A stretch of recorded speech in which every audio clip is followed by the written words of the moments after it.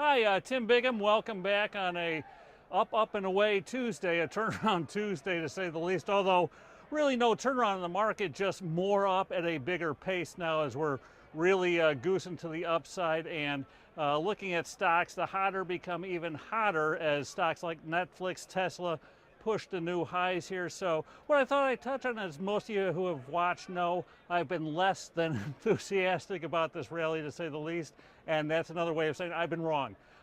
Which brings up two very important things in trading, because eventually you're going to have drawdown periods like this where you are wrong, and it really is very important to stick to your position sizing and your risk management. So the fact that I was wrong allows me to not get blown out of the game, because my position size and risk management is appropriate. So usually I position size which each one at about 1 to 1.5% of the portfolio. So if I do have a losing trade at a max level, I will lose that, and then my risk controls usually tend to be about 60 to 75 basis points. So if I am wrong on a trade, I'm willing to risk, depending on volatilities, about 60 to 75 basis points on the trade. So in this environment, certainly I've had a drawdown from the top here, but I have money left to trade with, which brings us to a couple rules that Mr. Buffett has espoused. Number one rule of trading: don't go broke. Number two rule of trading: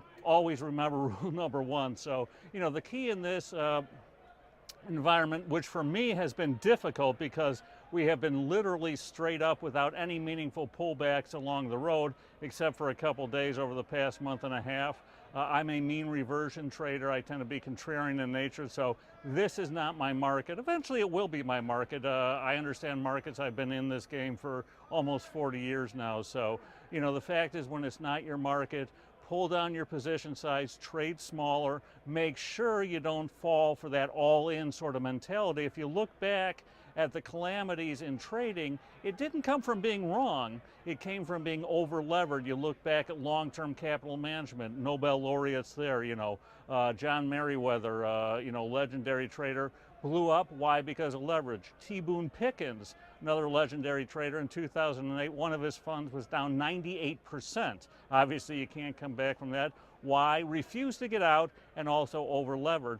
And Paul Tudor Jones, in his early days, had actually a 70% drawdown on one single trade because he was too big. He readily admitted that, and since that time, he has adhered strictly to those money guidelines. So I just want to touch on that. I have been, wrong. Certainly here I've had a drawdown, although not a drawdown that's going to put me out of the game. So eventually I think we will have a pullback. When it is, who knows?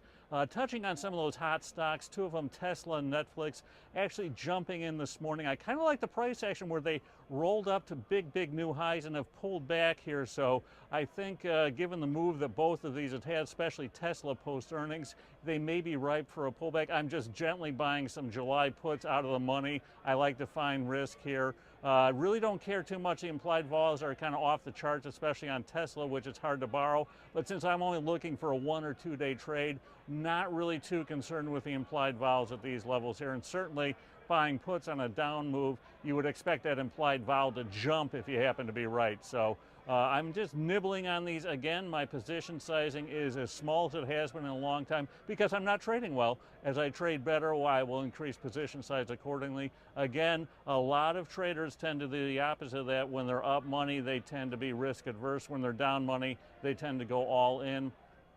I certainly feel the reverse of that should be the case. When you're doing poorly, make sure you batten down the hatches. And we're doing well, that's when you can increase and perhaps get that big trade that, really hits the home run. So until next time, this is Tim Biggam. As always, especially in this market environment for me, keep your position sizes accordingly and your stops in place. Thanks.